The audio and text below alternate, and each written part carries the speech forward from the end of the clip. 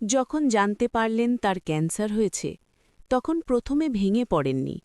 ভেবেছিলেন আল্লাহ আছেন, ছেলে আছে, কিন্তু সেই ছেলেই যে একদিন তাকে দরজার বাইরে দাঁড় করাবে তা কল্পনাতেও আসেনি।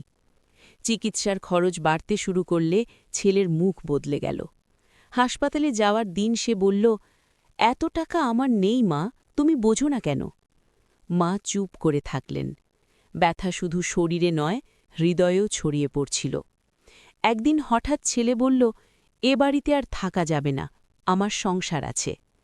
মা অবাক হয়ে তাকালেন। যে ছেলেকে কোলে করে বড় করেছেন, জ্বর হলে সারা রাত জেগেছেন, সেই ছেলের চোখে আজ শুধু বিরক্তি। একটা ছোট ব্যাগে দুটো কাপড় নিয়ে মা বেরিয়ে এলেন। দরজাটা বন্ধ হওয়ার শব্দটা তার জীবনের সব শব্দ ঢেকে দিল। রাস্তায় বসে তিনি শুধু বললেন, হে আল্লাহ, আমি আমার ছেলেকে মাপ করে দিলাম। কয়েক মাস পর খবর এলো, মা আর নেই। ছেলে সেদিন প্রথম কেঁদেছিল, কিন্তু তখন কবরের মাটি ছাড়া আর কিছুই তাকে জড়িয়ে ধরেনি।